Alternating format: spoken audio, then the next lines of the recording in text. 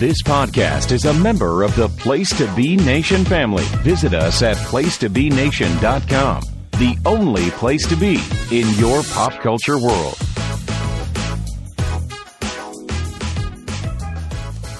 Hello and welcome back to another lovely edition of Lady and the Beard. I am, of course, the lady half of the episode, or, maybe I'm not, but I actually am. I'm the lady half of this episode, and I am Miranda, and I'm here with my co-host, who would be technically the one that has the beard. That'd be me. That'd be you. Hello. Kelly, how are you doing? I'm doing pretty good. Good. Pretty good. And we're back. Yes, we are. We're back. I know we say this, but we always mean it. We will always come back, but sometimes life just happens, and, that's okay. That's true. That's true. That's true. So today you picked our topic, and so kind of get started here. What did you choose for us to talk about? I thought that we could talk about games or gaming, but particularly the category of fantasy games and cozy games. Yeah. Because I know I play a lot of fantasy games, I play a few cozy games, and I know that you play a little mix of all of them. So I do. Yeah. I just thought that would be something to kind of just discuss, talk about, and kind of give the listeners a little insight to what we'd like to play, and maybe it's something that is in common with maybe, what they like to play. So I also think we've done a couple of episodes on comfort watches and just things that make us feel kind of comfy, cozy, so to speak. So I think it kind of goes in hand with some of the other topics that we've covered before. So I thought it was a really good idea as well. There are a lot of people now that play cozy games. You'll find so many content creators now that are so-and-so cozy gaming. And I think it really has blown up, I'd say, within the last couple of years. And I don't know if that's because it's better quality cozy games, or there's more of them, or also maybe that people just for once aren't ashamed. I think you and I both grew up where sometimes talking about playing video games or D&D or reading or whatever it was seen as very nerdy, so people didn't talk about it. Yeah. And I think you would agree that we've kind of reached an era where people are this is what I like and I don't care. Yeah, I think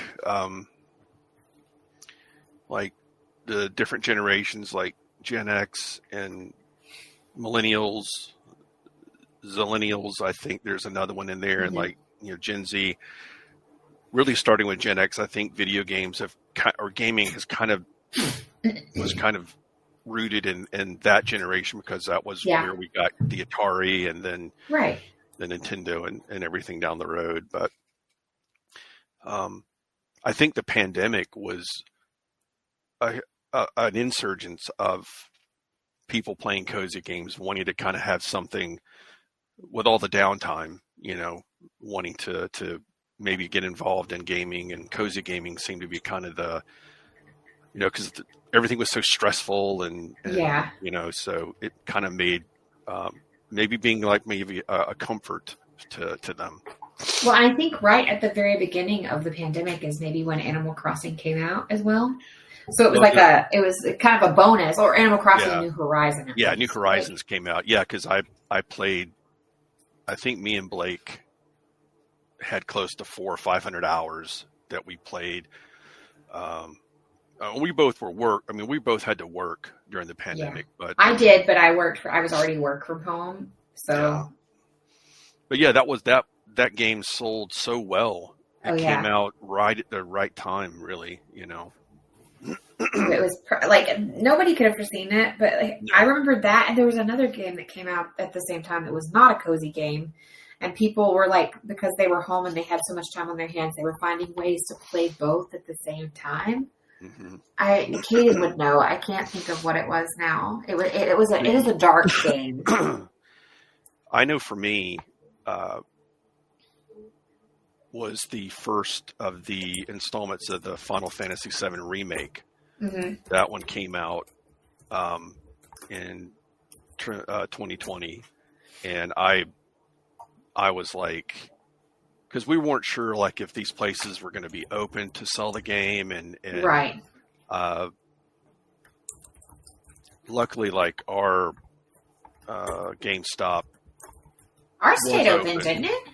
Yeah, they did, but it was like they had like, you know, the mask rule and all of that stuff, which I didn't care. I was gonna. No, I was like, I'll put on a hazmat suit if I have to in order to get my game, but I'm getting it, and that's it. You know, I don't care what they ask me to do. Well, if you remember, I had an experience where once I didn't have a mask on and somebody said something really nasty to me. And then another time I did have a mask on and somebody said something really nasty to me. And I was like, I give up. Yeah, that was kind of a win or lose situation. Yeah. Everybody to an extent. I think, if you're right, though, I think the combination of like people feeling more confident in who they are and saying, no, these are the things I like and I'm going to play it. It's my money, especially adults. They're like, I have the money. It's my adult money. I do think cozy games have been put on the forefront, and we've gotten a lot more of them in the last few years. But also, as you said, like the pandemic kind of like played a role in that. So you and I have both picked a couple of games that we're going to talk about. But before we do that, I wanted to, you and I both know what a fantasy game is versus a cozy game. And I'm sure most people listening to us do as well. But I wanted to give like a brief, like what the actual definition of each of them are. Yeah. And so just to start with a fantasy game, it can usually refer to two types. There's like fantasy sport where players manage virtual teams, you know, that kind of fantasy, or just the whole, like, it's set in an imaginary world, elements like magic, mythical creatures, and quests that you see in a lot of like role-playing games, you know, off the screen, like Dungeons and Dragons, which Kelly and I have both talked about and do play. Kind of, it's like this whole fictional thing, which I kind of forgot about sports games being considered fantasy, but they are. Yeah. Because it's this whole, like, you're creating a fictional team with a pool of real people, and then, you know, you're kind of doing the same thing in an actual fantasy genre game where these games are set in like an imaginary world, and you're creating an imaginary person, and you have these different things that you have to go and do. Whereas a cozy game usually focuses more on providing like warmth and comfort and even relaxation. Most of them are nonviolent and low stakes. However, I would say that there are a few that border, and they do have violence. For example, oh my God, my brain. You ever like, you just go, your gut brain goes beep. Yeah. Cult of the Lamb. Oh, yeah. I remember you talking about that. So it's a fantastic cozy game, but it wouldn't classify as nonviolent. A lot of cozy games do usually have something farming, fishing, crafting, relationship building, things of that nature that take place. A lot of open-ended goals in a fantasy or in a cozy game, whereas in a fantasy game, you usually have very specific quests and goals. And while it may be open world and there's tons of stuff to do, there's usually a lot, you know, there's an end game, there's an end result. The other difference between cozy games and fantasy games is it's usually this very cute aesthetic to a cozy game that you may not have necessarily. I'm not saying you can't have it in a fantasy game, but maybe it doesn't appear as much. And then the difference also is the accessibility. So it's usually on the cozy side, there's usually a gentle pace, no intense demands unless you're talking Stardew Valley, which you and I have both ranted about just for a moment before we started recording. Yeah, that was, you know, kind of a love-hate, I guess, relation with that game. Yeah. So there are caveats to where it doesn't fully meet some of the requirements I'm saying, but typically they have, you know, less intense demands with, you know, sometimes a lot of range of players. Basically, they're very accessible usually to pretty much anyone. Whereas fantasy games can be pretty intense. They have very specific, like I said, very specific goals, you know, there's a whole world. So there are a lot of crossovers between the two. And I think some games are cozy and fantasy at the same time. Because in my opinion, and people might argue with me, but I actually feel like Warcraft is very cozy. It can be. Yeah. The farming or the crafting Absolutely. and the gathering is extremely cozy. And I mean, Final Fantasy 14, which is where I play a lot of, there would be nights where I would just go fishing, or I would go do gathering so that I could craft and sell, and I would just spend my whole night doing that instead of like doing quest or other things. So absolutely. I've done the same like in Warcraft. I haven't played Final Fantasy. Kaden tries to ask me to a lot, but I feel like it would just be adding another game to my list, which is a question I wanted to ask you before we get into breaking down what our favorite fantasy and cozy games are. I wanted to ask you, like, what are your current, they don't have to be cozy or fantasy. And I know I kind of know the answer to this already, but like for everyone else, what are your current games that you are really into or that are on your heavy rotation list? Well, like,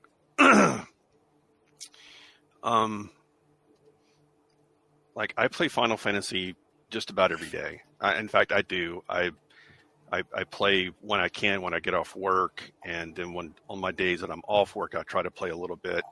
But I also like, try to do housework and do other things, not just spend the entire day playing games because. It just sucked you in real quick. Yeah, but Borderlands 4 came out the other week, and so I've kind of been playing that right now. And then Final Fantasy, of course, and that's kind of it for right now. They're going to be re-releasing Final Fantasy Tactics on the 30th, which that originally came out for the PS2 or PS1. I genuinely can't remember. It's an older game. It's in the name. It's a tactical game, but it's set in the Final Fantasy Ivalice universe, and so. And they've done a lot of, revamps to the like the graphics, and I think they've done voiceover stuff too. So, I'm looking forward to playing that. I've played that like in every iteration that it's come out on. And so, I'm looking forward to that.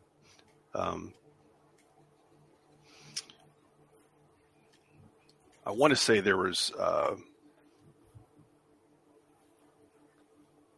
think that's the only ones that I'm playing right now as far as games. Because I play stuff on my Switch, but like that's normally just games to pass the time. Like, The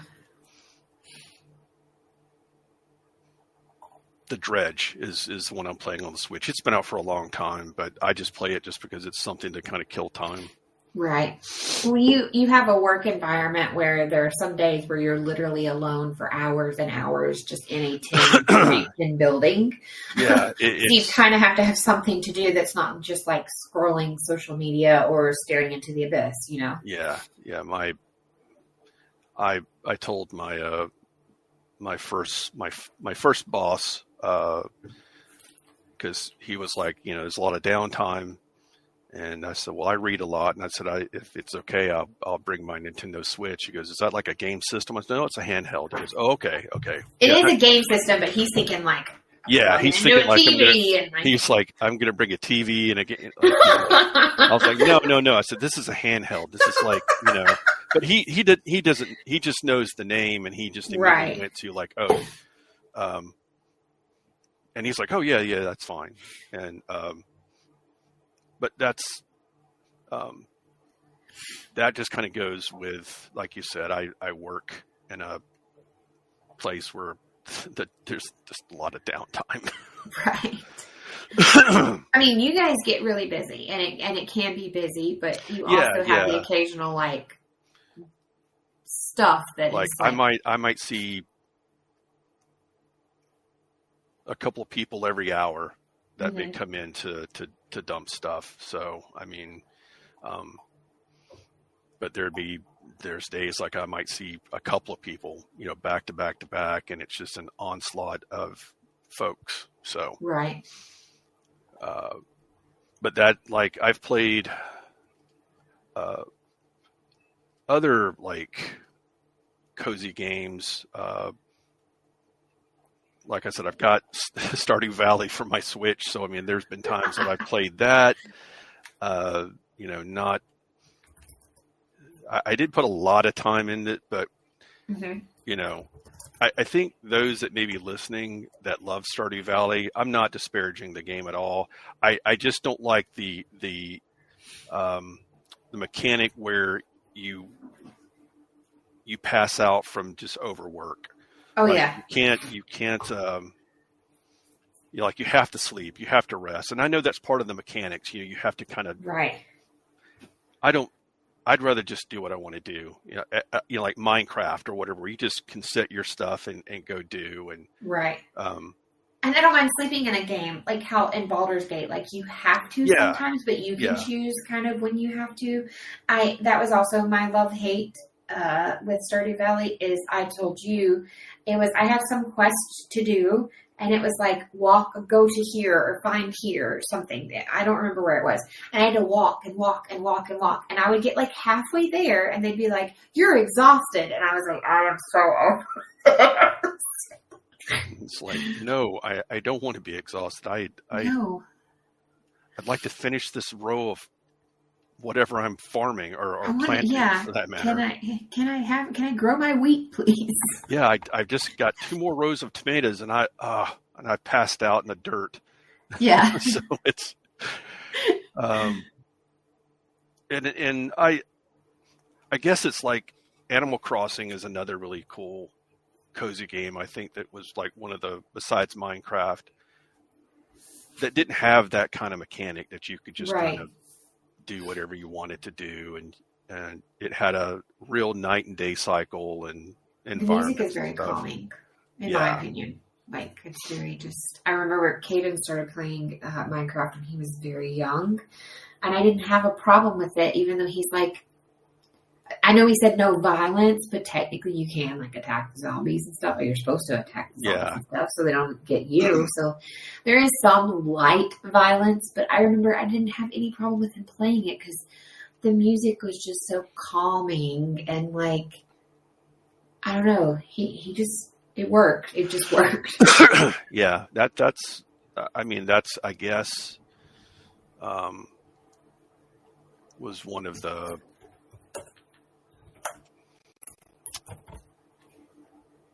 one of the first cozy games that I can say that, I played. Though we both said at the same time before we started the podcast that The Sims is another cozy game that would probably be, I think The Sims predates or is before Minecraft. It is, yeah. So yeah, it was like 2000. Yeah, so that would be that would be the first for me, and then Minecraft. Just love the fact that Minecraft you just could do whatever you wanted to do, build whatever you wanted to build, and it kind of was like a survival game because you had to stop you had to watch out for crawlers or those exploding things and the zombies and the spiders, and having people like put stuff in your base while you're not, like, put some sort of noise making redstone device in my base and I couldn't find it and it drove me nuts, and I didn't know it was him until later on, which he told me. He goes, "Did you tear down your base?" I said, "I was trying to find something that was making a noise." He went, "Oh, I played a prank on you." Did Blake do that? Yes, of course he did. Of course he did. Of course he did. I mean, and then Doug was building these. He outside of my base, he had built these. I'm not going to repeat what they said, but he wrote out some kind of vulgar words out in front of my base. So when I logged on, I opened my door and there was just an FU was built, in Minecraft blocks. And when he got on, he goes, "Oh, did you see my message?" I was like, "Oh yeah, thanks. I appreciate it." I don't know why I'm the whipping boy when we're playing Minecraft, but yeah, I remember, so it's people. Some people thoroughly impress me with Minecraft. I've always really struggled playing the game, and it's gonna sound bad. It's too pixely. My eyes really struggle with the game because I have bad eyesight. Which everybody's gonna be like, "Miranda, you grew up in the day of pixel games." I know I did, but at the time, that was the best graphics. Yeah, but I really struggle with visually, like being able to play. But some people build things that are so impressive. I remember once our friend Julian was playing in a game on Minecraft where they had like an entire court system, and they had like a whole courthouse, and like it's so impressive. And people build like whole libraries, and it was a role-playing server, and they had built this thing from the ground up, and they had set the kind of time it was, it was in depth. Because I remember him telling me about it too, and I thought, that's really cool, but that's not cozy for me. No, it's not for me either. Like, but I play other games for that. Like, I'm not interested in that concept. I know Caden and his friends for a while when we're playing D&D through Minecraft. Yeah. I think I've heard of that before. I've heard people doing that, and that makes perfect sense. Yeah. I've tried real hard. I did, and I will say I did enjoy like the Minecraft movie and all of those things. But I think it's a fantastic cozy game. I did find a website that has an article. It's called Pixel Questing, and the article is History of Cozy Games. What was the oldest cozy game? I am unfamiliar with this game. I don't know if you are, but it says in 1985. So this game is the same age as me. There was a game called Little Computer People. And it was like a digital babysitter. And you watched these little computer people live their life, which was, it said it was listed as surprisingly fun, and you helped them feel it. And then like right after that, they're like similar to that in 1997, we had the Tamagotchi keychains. Which I did have. I did have one of those. I was good at taking care of my Tamagotchi. And then Harvest Moon came out in 1996, which I didn't realize Harvest Moon was that old. Yeah, there've been a few. I mean, I think they have them numbered. Like, I remember playing either the first or the second Harvest Moon. I know you and I both used to have the one that was on, was it the DS? Yeah. Oh God. The DS. That's been a hot minute. But yeah, then 2001 was when we got the first Animal Crossing, which I completely didn't realize that. And then The Sims technically came out in 2000. Yeah. I have a kind of somewhat amusing story about the first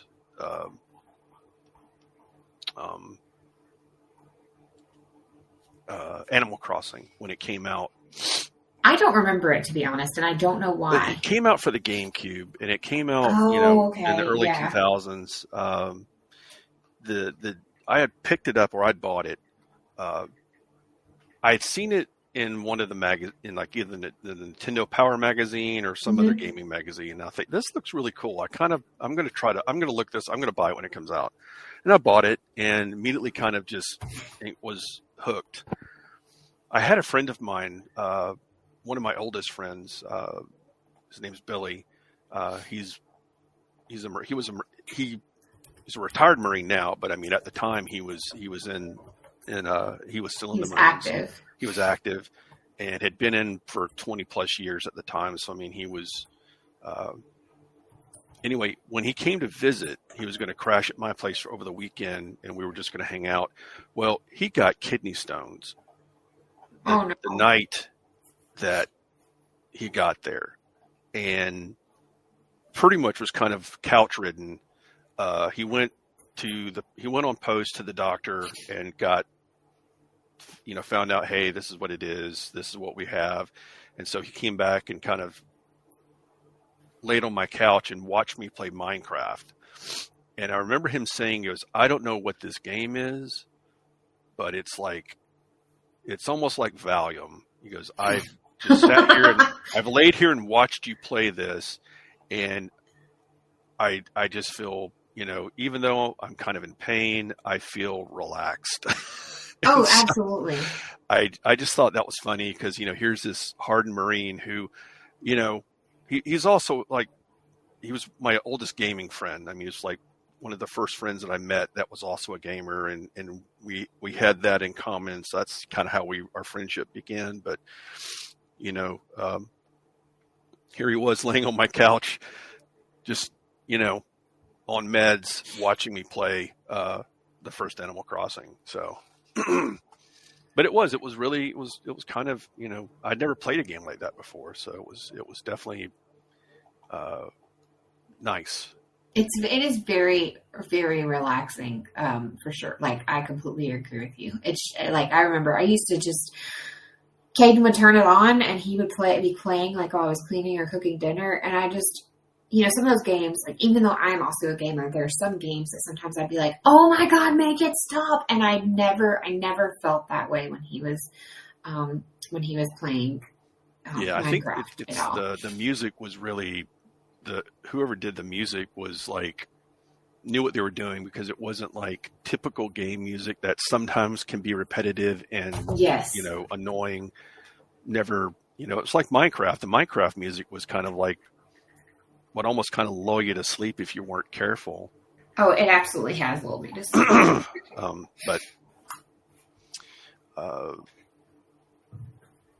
And the thing with The Sims, I've played like probably every version of The Sims, and I'll be honest. I mean, I start out legit. Yeah. And then by like after a few days, I'm finding the cheats, and I'm giving myself all this money, and then I'm just building these obtrusive, houses. Absolutely, and most obnoxious house. Most obnoxious thing I can build, and then it's like, okay, I'm done. You're like, I'm good. I mean, it's fun, Yeah. But I do have like a few save games where I played legitly and did, as much as I could. But after a while, it's just like, yeah, I'm going to cheat now. You're like, I think I'm good. Yeah, some of it just like, if it gets like, I'm stressed out, I don't want to play a game that stresses me out. Oh yeah. I mean, I live a stressful life. I want the good life. So it's like I can live vicariously through my Sims and have this. I recreated the Spencer Mansion from Resident Evil. Oh, I downloaded nice. some mods and had like zombies and characters from the first Resident Evil in my house. I did stuff like that. I didn't do anything like that, but I did do things like put someone in the pool and remove the ladder. Oh, I was that kind of Sim. Yeah, I think I've had some people tell me about doing that. I never built a pool for any of my Sims for some reason. I don't remember. I guess I was too interested in like all the cool. Not that I don't think pools are cool, but I know what you mean. Yeah. Have you seen all of the add-ons, like really quick before we like? Have you seen all of the crazy add-ons that you can get now? Yeah. It is insane that I saw there's like a vampire pack where everybody's a vampire. There's just like all these different things. And I'm like, oh my God, it was pretty basic when I first started playing. And now it's like, it's crazy what all you can get with them. Yeah, they've got an animal pack, I think, and they've got other stuff. So I mean, it's.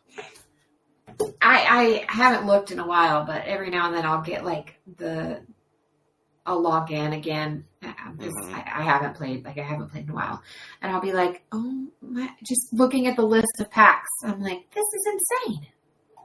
This is crazy. Like, yeah. And I think it's also the fact that the game is still going. 25 years. I mean, and it's still going, which is not uncommon for some game franchises. No, it's one of those ones. It's like the Civilization. You know, they got like Civ 1, Civ 2, Civ 3.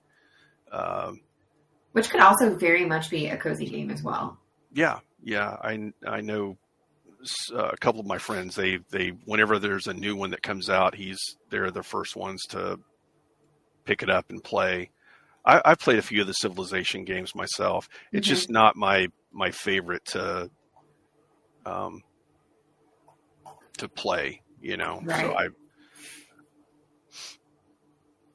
Kaden plays one of them. I don't remember which one, but I think I saw, because I watched GamesCon, which is recently, it was just a few weeks ago, and I believe I saw that they're finally, after I don't know how many years now, there's a new one coming. I was like, well, it took them long enough, but but yeah, apparently there's a new one coming. So I will say currently I have a couple of games I'm bouncing back and forth from.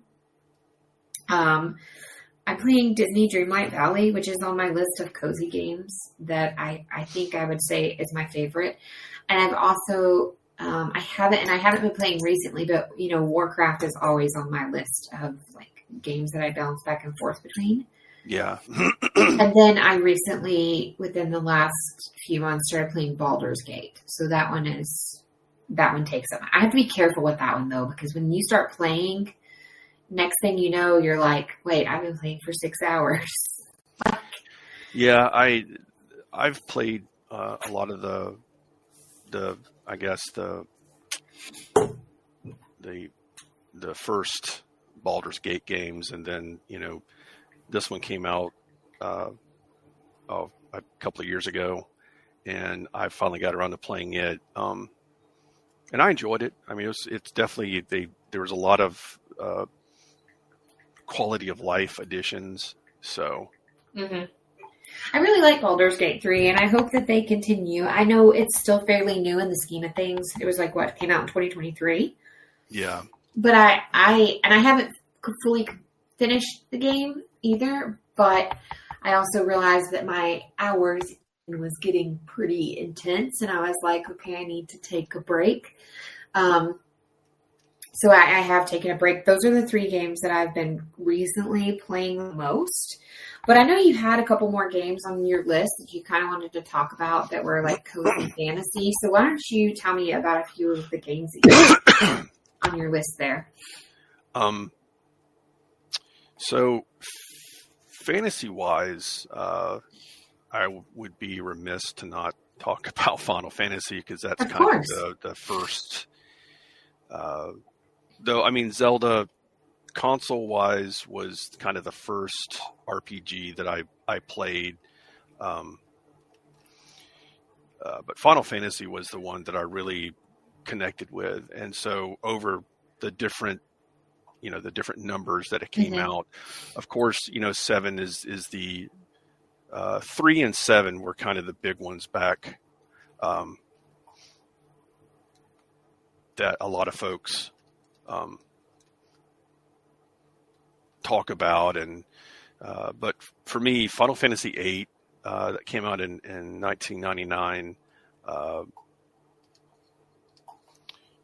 is my favorite. It's not. I know a lot of. Well, there's probably a lot of people in the same camp that I'm in, as far as that it's one of their favorites. I love 7. I think 7's fantastic. But 8 just kind of just stuck with me, and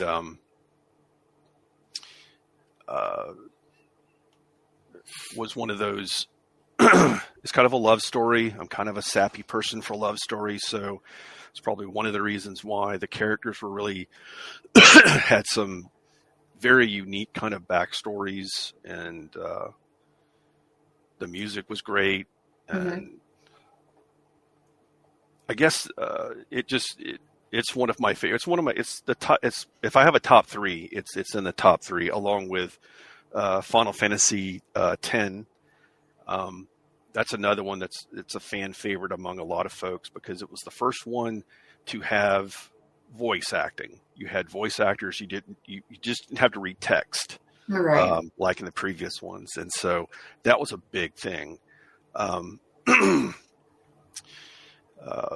it had a terrific story. It was kind of sad. I'm not gonna, I don't want to. I mean, most people probably know the story, but again, I'm not. I don't like to. Somebody might be listening. And go, I've never, I just don't want to spoil it. But it's a sad story. That's all I'm going to say. Right. And it was really good. And then Final Fantasy 12, mainly because they go back. Usually, Final Fantasy games are set in a world, and everyone is different.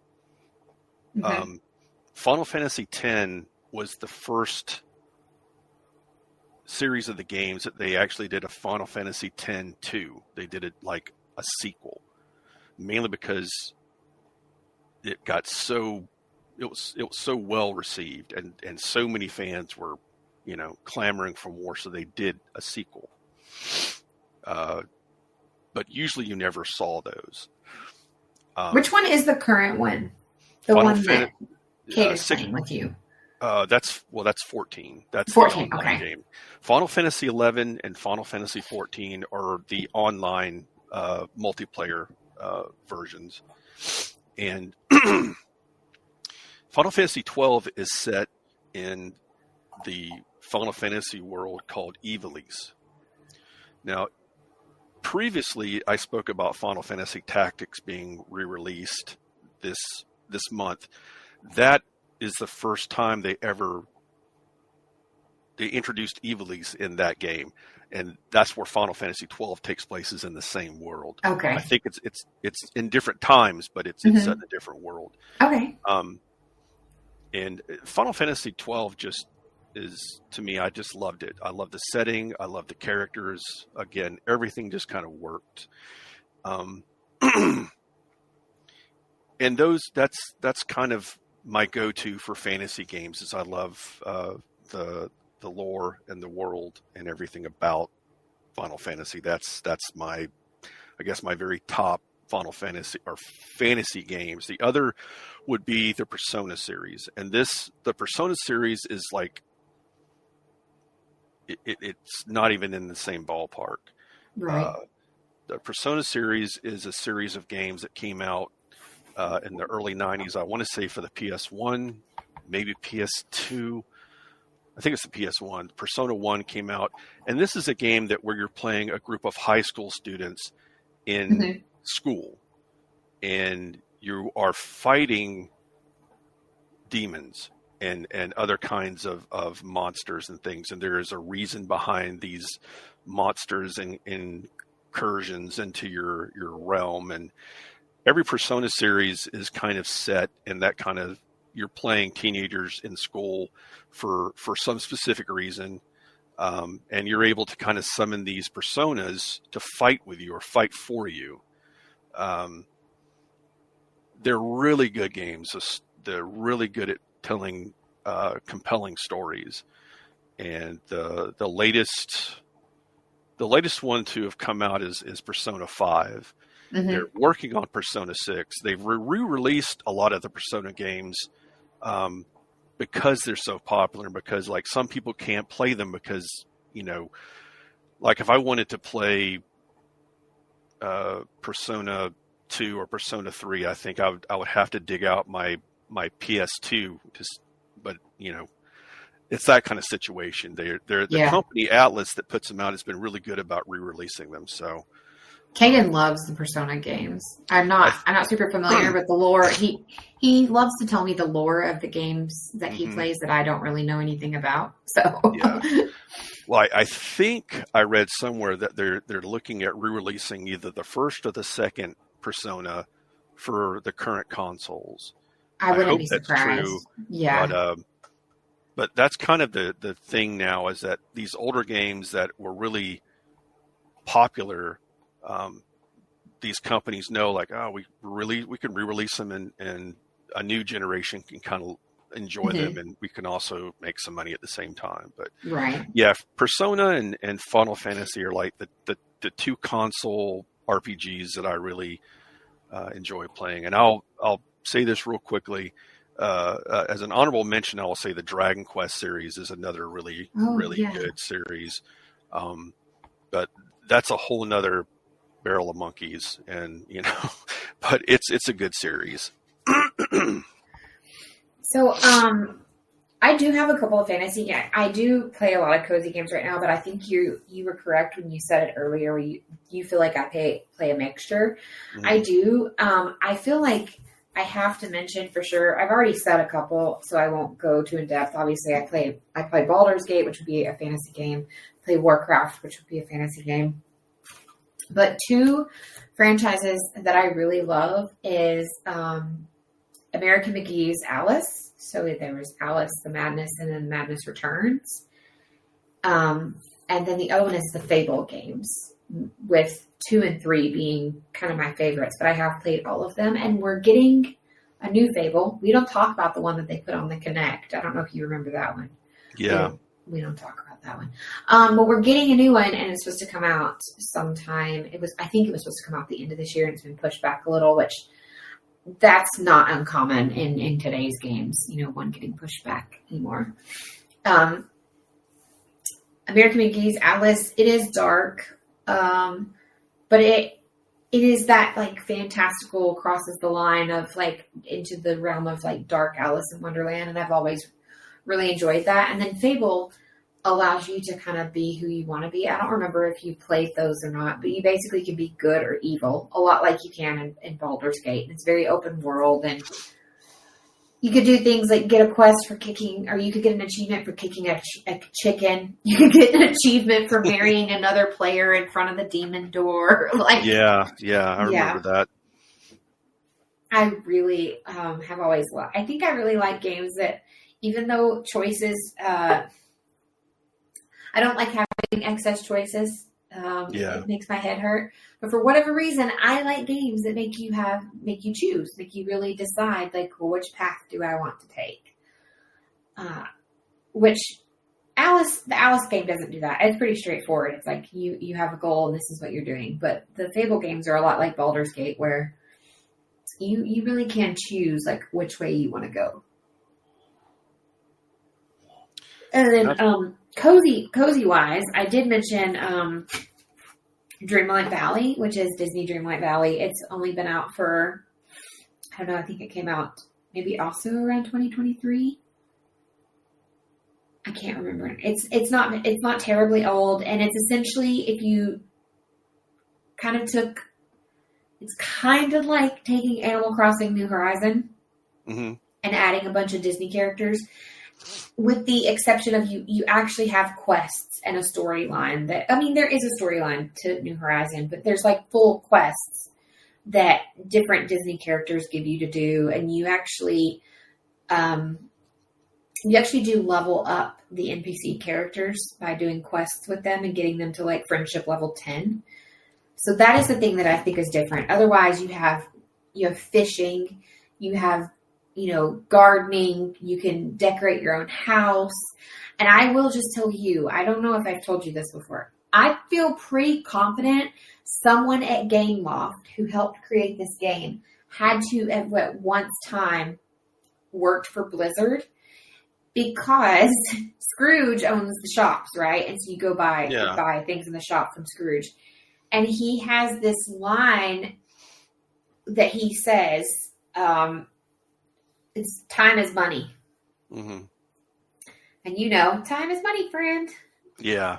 Yeah. And then there's a couple other things that, the way that you fish and a few other things, I'm like, someone here used to work for Blizzard. And if not, you are a fan of Warcraft, which is funny because you're talking about a cozy Disney game, right? Yeah.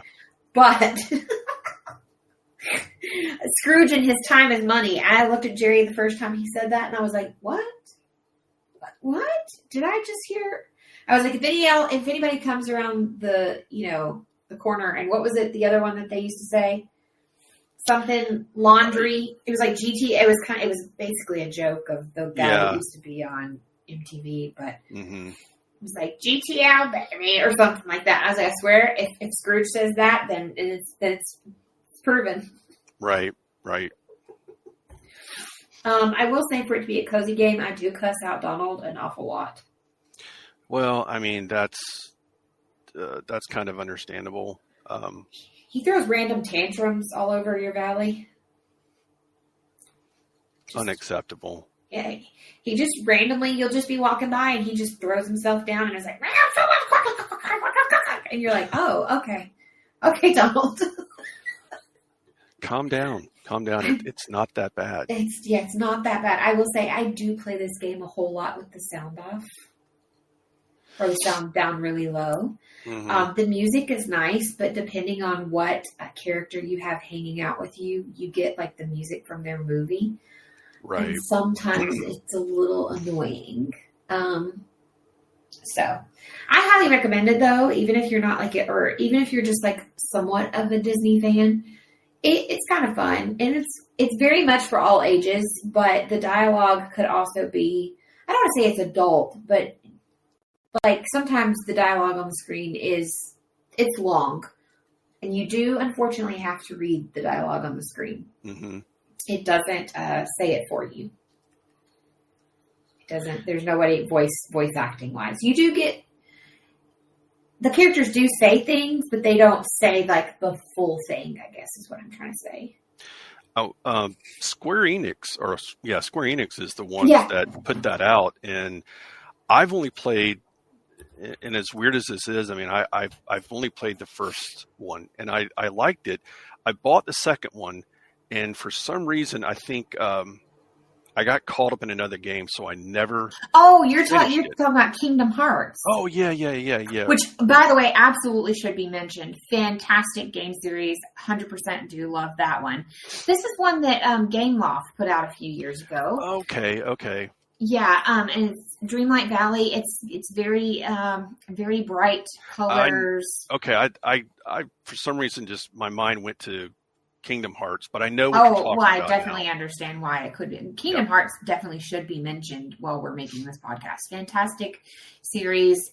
If we're talking like all-time favorite game series, or it would be one of them. Like, yeah, I wish. I know that they've put them back out for different systems. They did. They made it where you could play it on all systems, but before it was PlayStation only. Yeah, I have a friend of mine who that's like his, like the Final Fantasy games are to me the Kingdom Hearts to him. I mean, he's replayed them like a lot, and I feel bad like I haven't. It's like, okay, I'm going to sit down and play them at some point in time. Yeah, you're right. They're definitely good fantasy games. Oh, absolutely. I remember this would have been 2003, 2004. So I don't know which one I'd have to look up exactly which Kingdom Hearts game that was, but that one was another one where like you'd sit down and 6 hours are gone. So it was probably the first Kingdom Hearts. Mm-hmm. Yeah. 6 hours just would be gone. Yeah. And, I remember the first one, there were some pretty tough bosses in that game. It wasn't, absolutely. I mean, it wasn't like, you think, oh, this is a Disney game and it's made by Square Enix and you've got some Final Fantasy aspects to it. Mm-hmm. It'll be no. Yeah. There were some fights that I had to put the controller down because I was like, oh God, same. I would get so like, I would just be like, ah! Yeah. I'm like, I'm going to have to put my controller down and take a break. But they were fun. I mean, they were absolutely good. They're a great franchise. I'm actually glad you brought them up because I was sitting here. I was like, I should have put those on my list. But yeah, Dreamlight Valley is basically if you took all the characters from Kingdom Hearts, plus a few modern day characters, and you basically turned it into like Animal Crossing with more quests, basically. Like you don't got Tom Nook though. Scrooge will take all of your money. Scrooge is constantly like, when you want to upgrade your house, you got to pay Scrooge. Oh God, yeah. Tom Nook is like he's the venture capitalist. You know? Scrooge is Tom Nook in this game, essentially. He allows Goofy to own these vegetable and seed stalls in the different little biomes, but otherwise, kind of like Tom allows the little brothers to have their little shop with the seeds and stuff in it. Yeah. But otherwise, like, he owns the main shop. When you invite a new character to your valley and you have to put their home in your valley to get the character to come live there, you have to pay Scrooge to build their home. You have to pay Scrooge to build Goofy's stalls. Mm-hmm. He angers me a lot. He gets so much of my money. Yeah. There were plenty of times I was out catching bugs to sell to Tom Nook that were pricey, and so I could pay off my debt. Yes, I will say I don't mind the bug catching in Animal Crossing, but the fishing. Yeah, the fishing could be revamped a little. Yeah, it was. I think in New Horizon they did do some adjustments, which helped it a little bit. Yeah, I didn't like it in New Horizons either, but there's supposed to be a new Animal Crossing game coming out. And did you see the Pokemon Animal Crossing game? I did, but I didn't really pay like a ton of attention because I was like, well, I don't know if that's going to come out for the Switch or Switch 2, and if it's just a Switch 2 exclusive, then I won't worry about it until I buy Switch 2. So it is being released on the Switch 2, but I don't know if it's going to be released for like the Switch Adult as well, because they have chosen to release some games only on Switch 2. So I'm not sure, but I saw this and I was like, oh yeah, me, Kelly, and Blake are going to play this. And Caden was like, oh, I want that too. Yeah, I definitely have, like I said, I want to get a Switch. I do have my own mixed feelings about it. Yeah, I do. It was a hard decision to get one, for sure. But I'm not planning on getting it like soon, but just because of my financial situation. But if they put out a couple of games, if they put out like another Bravely Default or another Octopath Traveler that's Switch 2, I'm going to buy it because I love those games, and I always follow the game. It's not necessarily the console, right?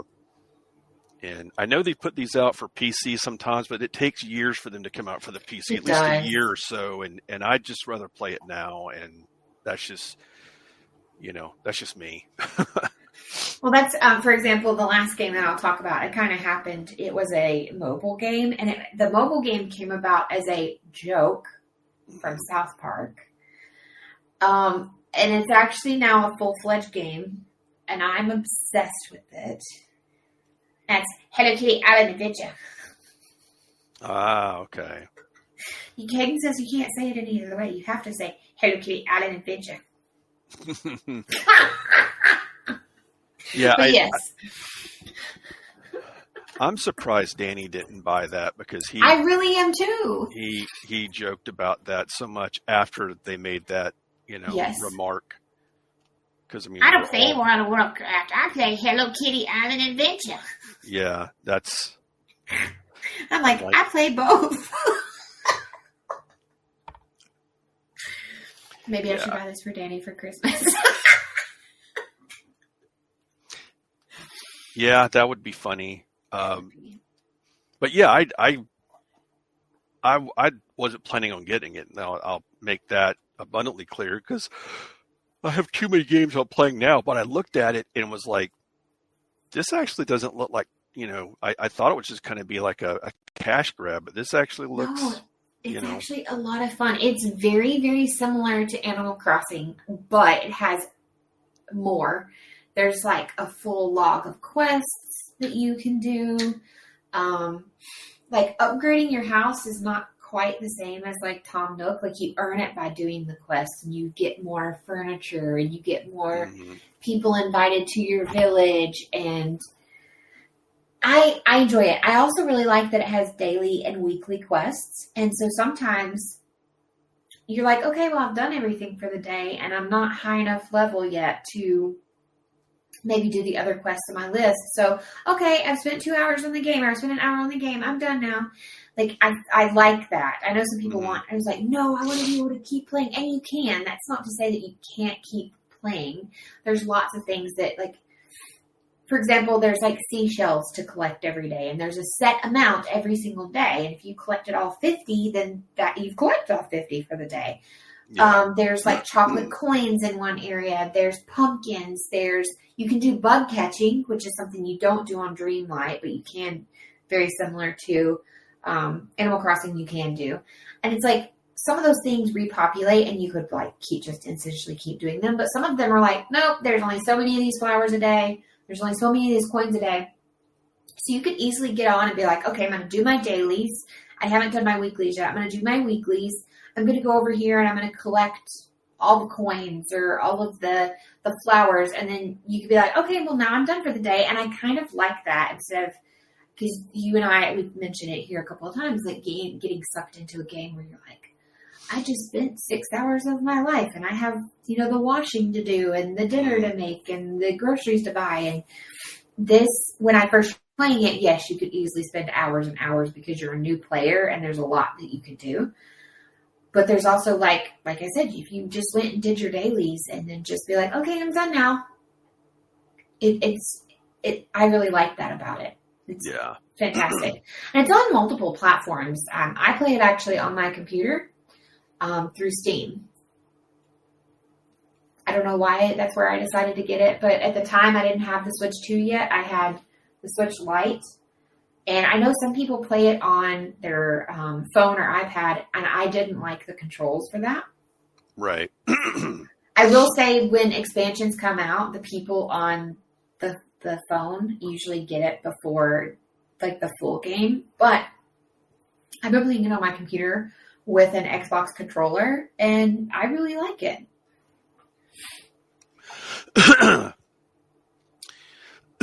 Excuse me. Oh, you're fine. Do you have any games that you are anticipating? I know Borderlands 4 just came out. That was a catered pre-order for sure. So I know technically that one would kind of classify. If you're a fan of like a looter shooter, then Borderlands is the game to get. It's a lot better than 3 as far as from what I've seen so far, story wise and character wise. I didn't really there were some things about some of the NPCs or the characters, the way the story was in 3 that I wasn't really too happy with. I enjoyed the game. The gameplay wasn't really that issue, but I didn't go back and replay it as much as I did Borderlands 1 and Borderlands 2. And I see myself, playing one of the other Vault Hunters in another playthrough. So, but if you're a fan of, Final Fantasy Tactics, I would definitely say pick up the new one that's coming out. It's coming out for the PS5, the Switch. So if you've never played it before and are interested, it's a tactics game, but it's got an immense story, and it's got a really cool job system, and it's really good. It's really good. I know we were out of town when or I was out of town when it dropped. And Caden was so excited. We were like, "Do you want to go with us?" And he's like, "No, my game comes out." Oh yeah. So he stayed for that one. I actually have one that I have not. I've only put in like 30 minutes of game time for. It technically is already out, but I've just been really busy with a lot of things. So technically this game is already out, but I would say Tales from the Shire. Okay, yeah, I've heard of that. Yeah. And it's actually very reasonable. I thought it was supposed to be quite a bit more. The date did get pushed out a lot. But it's only like $39, I think, which, for a game, you're like, wait, what? Like, I was expecting the typical amount. And like I said, I've only spent like 30 minutes, but it seems like there's a lot to this game. Yeah. So I think I'd still classify it as like, I'm excited for it or anticipating it, because I technically haven't really played much of it. Right. I was trying to see what else comes out like the rest of the year. I think a lot of things got pushed back, but there's a lot. Oh my goodness, they're making an Elf on the Shelf video game. Oh, please no. I think they're doing, I do know that there is a new Plants vs. Zombies that could be considered cozy and fantasy, kind of both. I think it's just like a remastering of all of them coming out, but those were fun. I really enjoyed those. And then I know Caden is really excited for Outer Worlds 2, which comes out at the end of October. Oh yeah, I forgot about that. I loved the first one. I didn't play any of the downloadable content, which I think they came out with a few that I heard were pretty good. But yeah, that's one I'll probably end up getting down the road as well. And then there was some weird fighting game that was supposed to come out here in a few weeks. I thought I knew the name of it, and now I can't remember. But it's basically like, Kate and I saw it on Xbox. I think it's available on other consoles as well. But it's like a meat fighting. It was like, I think it was like hamburgers and stuff fighting each other. I don't know. It looked funny. Yeah. I was like, I don't know what this is, but I'm kind of interested. That's kind of amazing. I was like, I don't know what this is or why I need it in my life, or that I even really need it. And then I know a lot of people got really excited at Gamescom when they announced it. Like, I watched it on TV. I didn't go live. It is in Germany, but I didn't go. And they talked about Hollow Knight Silksong is actually coming out. And everybody was like, ah! And like freaking out. And I was like, oh, okay. Yeah, Blake's playing that. In fact, Julian was telling me he took a day off from work just so we could play it more, because he was kind of addicted to it. I played a little of the first Hollow Knight. I didn't play a whole lot. I had it on my Switch. But everyone was like, I was not expecting that response from the people in that audience. I was like, oh, wow, okay, this is a thing. Yeah, it's like the game, it's another indie game. It's called Hades. And it's a roguelike. I wouldn't consider it cozy, because I've watched I watched my friend Blake play it, and it was stressful. I think it definitely would be a fantasy game, though. Yeah, it's definitely a fantasy game. And a lot of people like roguelike games. I'm not a big fan of them, but I do kind of enjoy watching them, though. Like I said, that does give me some anxiety.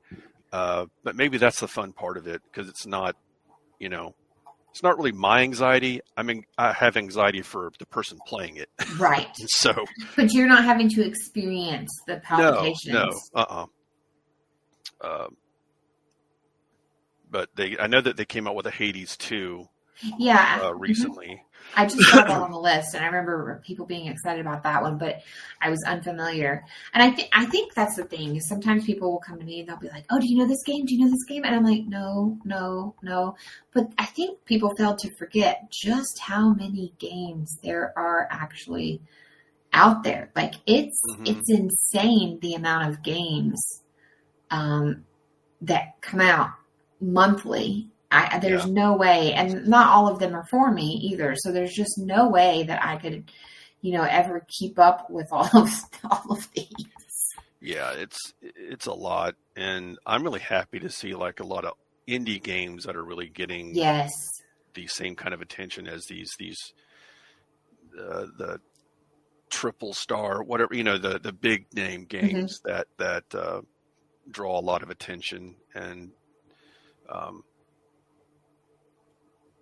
so yeah, I'm happy to see those games kind of get some love, because there's a lot of people that put a lot of work into them, and for sure, it's just good to see them get recognized and be able to make a living, doing it themselves. So, well, I think a lot of indie game creators or houses, so to speak, have actually, not that they had, they have to unfortunately prove themselves a little bit harder maybe than like a large, gaming creator would have to, but they have in the past, several years. And I think Steam really kind of, in my opinion, listen, they're not perfect. I know they're not perfect. And somebody's going to be like, I hate them. And that's a whole discussion we could have that Caden and I would gladly guest star for, but he's going to get heated. He loves Steam and I love Steam both, but I think that they have done good things. And I think one of the good things is that they've really brought forth a lot of indie games into more homes, where more people are willing to take a chance on some, gaming house that they've never heard of before, and be like, what, I'm going to give that a chance then. Yeah, most definitely. I was going to see, I was looking through the list. I can't really see any more that I am like super excited about for the rest of the year. I know Caden has a few that he's got on pre-order. Overall, for the rest of the year, I think I'm pretty set in my games and my gaming, to speak. Yeah, for sure. Are there any other genres that you really, really love in gaming? I know we were talking specifically about cozy and fantasy, but just kind of like to round it out here, Yeah, I can name one, and it's definitely not cozy. And it is fantasy, okay, but it is far from cozy, and that's the Demon Souls or the Souls games, the Dark Souls, Bloodborne, recently Elden Ring. Now, those games they're hard. I mean, I can't really put it any other way. No, they are, absolutely. And I'm not a fan of those games, but when Demon Souls came out years ago, I saw it, read about it in a magazine. I did some research online. It just had this really, really just unique look as a fantasy, dark fantasy game that I hadn't seen in anything before. And so, I didn't know a whole lot about it. I knew that it was going to be hard, and it was not, didn't hold your hand. And, normally I kind of shy away from, it's not like I don't like challenges, but it was just one of those games that, and I bought it and I took it home and I played it, and I fell in love with it. It was brutal. I mean, I died so many times, like a lot of people who played, but I also learned how to adapt, which was something I didn't think I was capable of doing. So it was a game that taught me that I used to not think that I could do things like, when someone says, hey, you want to do this, you're like, oh, I've never done that before, I probably won't be good at it. You're automatically in that kind of defeatist kind of mindset. That's how I was before playing Demon Souls. And for months, it took months to get through different parts of the game, but I wasn't playing it like 24/7. I would come home from work, play for a few hours. I would get to a certain point. I would get better, and I got better over time, and eventually I beat it. And I look back and I was like, wow, that game taught me that really I can, I shouldn't count myself out like, oh, that's too hard. Right. I could do that. And so like a year or two later, they came out with Dark Souls, and I was like, oh, well, I know I'm getting that. And I bought Dark Souls 2, Dark Souls 3, Bloodborne, which is another another kind of Souls-like game that came out from the same company, and then eventually, I mean, Elden Ring. And so, I mean, I like those kind of games. I don't. They're not for everybody, mainly because they're super hard, and even Elden Ring tested me when I was playing it, because there were some bosses in there that were just would wreck you absolutely. Mm-hmm. And I got to one of the boss that in game terms they would call like, okay, this is a test. If you can get past this boss, then and it took me weeks to get past this boss. I tried, multiple runs. Eventually, because you could summon other players, they would put these marks down, because it's a constant, persistent online. You're playing a game and other people were playing, also, and you could summon people into your game if you saw these marks down in front of the boss's room. Right. So eventually, I was like, I'm just going to see if I can get some help on this, and it took a few times. I didn't have, the first people that I would summon didn't actually, I mean, we all tried to get it. We would end up failing at one point or another. But eventually I got the right people in, and we were able to do the boss. Now, I didn't do this boss solo. I was just wanting to get through and get, the story was important, so I was wanting to get that next section of lore dump that would come through. Mm-hmm. But absolutely, I mean, those folks that I watch people play and fight that boss solo, and it is absolutely beautiful to see the different play styles, because you have different builds. You're not just, I picked probably one of the weaker builds because I was always playing magic, so it's a little, you really have to kind of be, for this boss, you really have to be on your game. And I just didn't have enough oomph to, it would get to this one part of the boss where you knock them down, and then they pop back up with this renewed health bar and this new attack. And I would get them about halfway down again, and then they would just wreck me. And so I went and got help, but yeah. Long story short, sorry about. Oh no. It's the soul games. That's would be my other genre that I like playing. It's another one that Caden also really likes. I know that I tried to play one of the Elder Scrolls games, and I was playing it like on the Xbox or something, and I just didn't like the controls, and so I never really got back into it. But they're beautiful games. They're fantastic. I was trying to message Caden to see what that meat fighting game was, because I really wanted to share the name of it, and he's not answering me. According to my thing here, he is currently playing Team Fortress 2. That's another good one. Yeah. So I messaged him, and he's not answering me. I'm gonna find the name of it like right after we get done recording, of course. And I tried doing all the, the Google search terms, and I'm not doing one of them right. But I was going to say something.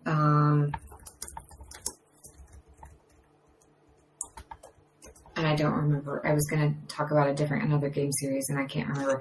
I think another one that could be cozy, and just to kind of like finish out, I think cozy and fantasy could definitely go to the Zelda games. Yeah. In my opinion, I really, I think they're really fun. They're also infuriating, but they're fun. Yeah, I agree. I especially like the last two, the Breath of the Wild and the one that came after. I can't remember the name of it, but they're open worlds. So I mean, you have this kind of coziness of kind of going and kind of doing your own thing, and they're definitely, I would definitely say they could be in that cozy, especially the one that I really enjoyed was I think it came out for the GameCube too. The one where you were on the water and you had your boat, and God, the name was. There's so many Zelda games. I'm trying to remember right now. See, GameCube would have been around. The Waking Wind, or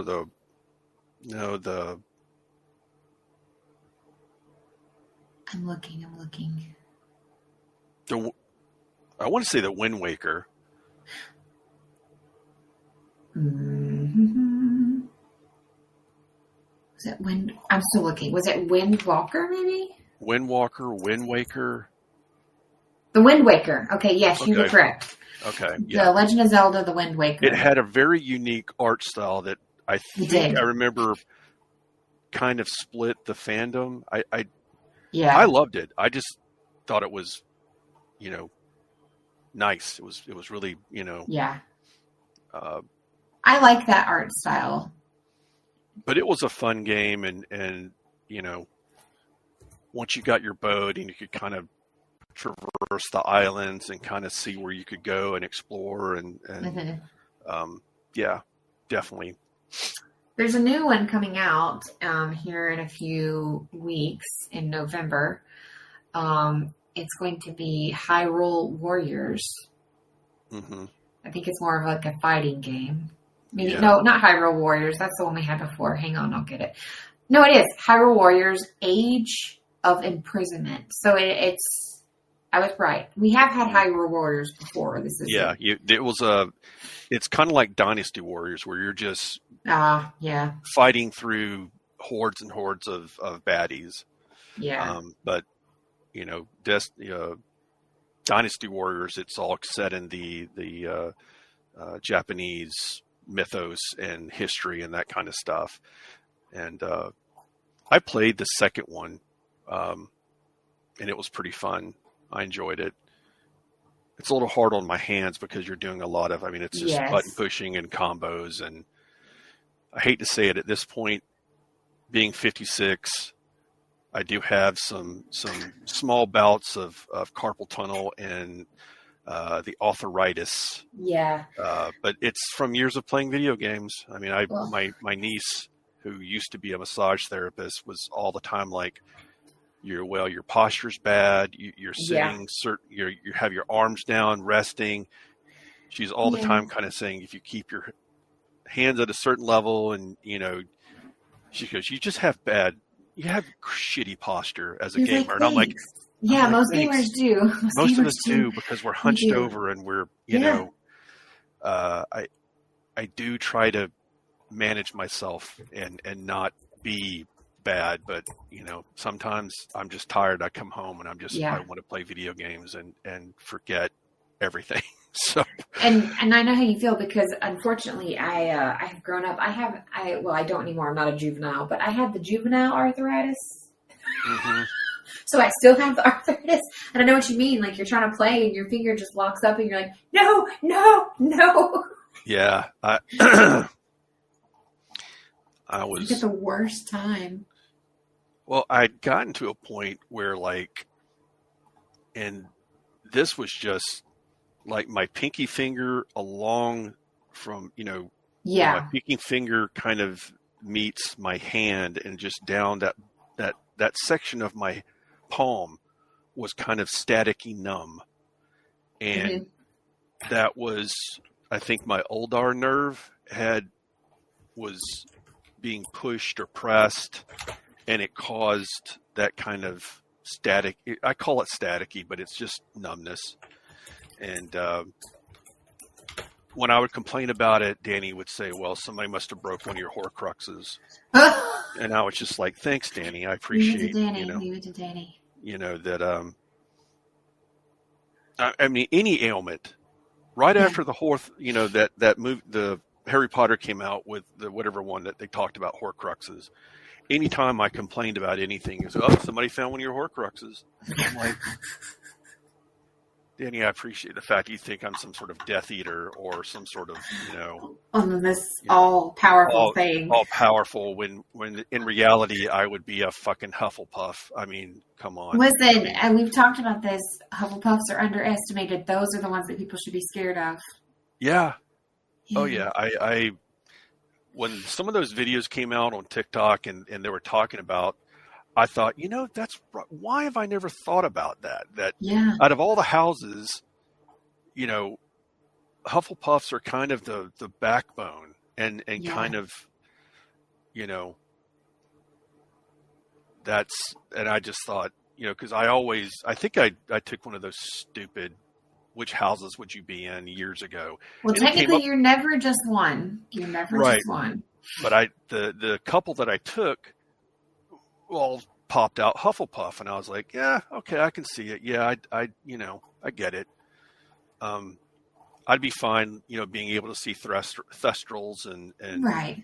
If I had people, if there were characters in the Harry Potter universe, if I was a teenager and wanted to hang out with them, I'd want to hang out with the Hufflepuffs. Yeah. Luna was like, she is so quirky. She reminds me of people that I hung out with in high school, so. She was actually, because everybody just assumed that Luna was a Raven, or not a Ravenclaw. She is a Ravenclaw, but people assumed that Luna would be a Gryffindor because she hangs out with them all the time. They're all Gryffindors, Yeah. but she's actually not. Yeah, I identify with Luna 100%. I remember when Caden took it when he was really young, which I think he was really young. So if he took it again, he might be different. But he was a Hufflepuff and he was just so mad. And he was like, but no, I want to be a Slytherin. And I was like, listen, those Hufflepuffs are the ones that actually should be worried, You should be worried about them. So, And because they're silent. I mean, come on. Their house thing is a honey badger. And they're the one who's like head of their house is oh God, wasn't it Mrs. Sprout or the herbologist? Wasn't she head of Hufflepuff? But the actress who played her she's so amazing. I can't remember her name either, but I've seen her do interviews and it was Sprout. Professor Sprout was the head of the Hufflepuff house. Yeah. I wouldn't want to mess with her.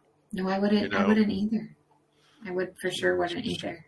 Sling some, mandrake root on you or something, or, Yeah. But yeah, I think really any game that you enjoy could be like a cozy game, because we could kind of put it in the same category as a comfort, like our comfort TV shows or our comfort movies or books or whatever. I mean, if it gives you some sort of like safe feeling and something that you've replayed 1,000 times and you it doesn't bother you to pick it up and play it again. Right. That's what it really boils down to. If it helps you get through the day or whatever, then it's cozy. Absolutely. And I did find the name of this game. And I don't know why I thought it was like there are hamburgers involved somewhere. I know I saw them in that preview, but it's called King of Meat. It has like I know you can build dungeons. It's got a co-op. You have to go watch this. This trailer had me rolling. You battle through official community-built dungeons filled with puzzles to solve. It's ridiculous monsters that you have to fight. Seriously, it's chaotic dungeons where you unlock abilities and new gear. Mm-hmm. You can build dungeons. This thing, it says one day mysterious TVs appear. New things are confusing. Being confused makes people angry. Angry people fight. Fighting creates drama, and drama makes great TV. Kate and I were sitting down there the other day, just like going through different games, and we watched the preview for this one, and both of us, they have a website that has lore and like the dawn of time and how this all happened, and I was cracking up. I also liked the fact that it was like dungeons and everyone's fighting each other. Yeah. So yeah, that one, I think it comes out I think in a few weeks. So that one I may actually. I haven't pre-ordered anything. I know you get some freebie things if you pre-order it before it shows up, but this one may be going on my list for the rest of the year. October 7th. So, like 2 weeks. So, there you go. King of Meat. You have to I'm telling you, you have to look it up. You're going to laugh. I'll check it out. I'll look it up tomorrow when I've got some time. You need a moment. Yeah. You need something to do. Yeah. I try to save like stuff like that to do when I'm at work where I'm not doom scrolling, but I'm actually looking up stuff to, right. It's the same thing. So do you have any other video games that you want to mention or anything that you want to add to today's episode before we tell everybody what we're going to do next month and where to find us? I think I'm good. I don't think I can't think of anything else at the moment. Okay. Well, I'll go ahead and add to that. Where can people find you if they would like to do so? They can find me at I just recently, I had a Threads account that I had just I didn't cancel it. I wasn't really using it, but I was actually looking at it right now. I think it's the same as my Instagram. It's Tenzel2814. If people want to reach out or say hi or whatever, I mean, mainly my feed is just comic book and current event type shit, mainly comic book, because I try not to get to like into the political realm, but sometimes I just have to post something that is important to me. So, and usually it deals with trans people. So I'm definitely, I'm a trans advocate. And so, but yeah, that's where, if you want to say hi or whatever, that's usually where I'm at. I recently have also been trying to make Threads happen because I really like that if you don't like something, you're like, yeah, I don't want to see that. Yeah. Mark and not interested is so much easier to do on here. I do like that people really call people out on here. I like Threads is really, really comforting, to be honest with you. Yeah, I agree. I mean, like I don't want to like get into some argument with somebody I don't know, but I will sit down and watch somebody else get in an argument with somebody else about something, and silently kind of cheer them on from the sidelines. If like I don't want drama in my life. But sometimes I will enjoy watching it. I will enjoy watching somebody else's. I think I'm old enough now to admit that. Jerry and I were actually talking about it once. We were like walking down the street in a busy, like big city, and there was like all these cop cars, and there's this girl hanging out the top of a like limo, and we're both like, we don't want to go near that, right? We don't want to go anywhere near it. We don't want to be part of it. We're both kind of like looking, and we're like, what's going on? What do you think's going on over there? What do you think's happening? But I'm the same way as you. Like, keep it over there. I don't want it inside my bubble. Yeah, definitely. So I am on Threads and Instagram under the same name. I just kind of did do you want a Threads account? Sure. So I'm over there at Mom's a Nerd. TikTok, I'm pretty comfortable with people finding me there as well. Also at Mom's a Nerd. But next month, I think not that we're not excited about talking about video games, because clearly we just spent an hour and a half telling you guys about video games. So it's something we love. But next month, I think, is going to be a little special because it's something you and I both love. And that is horror movies. Yep. We're going to talk about horror movies, which I think we should definitely add in there when we talk about it, just to let everybody know. Have a little blurb about American Horror Story, because that's something that you and I and our friend group used to do regularly. Yeah. Was every week we would watch Horror Story together. So, so if you would like to join in on the conversation, And you message either one of us and say, hey, here's my favorite horror stories, and we'll see, or horror stories, horror movies, and see if they match up to ours or what we would consider. I will say, if you are new to Place to Be Nation, welcome, but we have a Facebook group called The Place to Be. And next month, one of the things that I will be doing for the full month of October, we actually offer something called the PTBN 31 Nights of Halloween. We clearly didn't create this. It was created a long time ago, which I'm sure you guys know. But I put out a daily movie, a full month list of movies I think that you should watch. And they are our PTBN 31 Nights of Halloween follow along list, if you will. And that will be available in just a few short weeks. So come on over and check that out. Follow Kelly and I both on social media. Tell us what you think about your favorite video games. Are you a cozy, a fantasy, neither, both? We'd love to hear.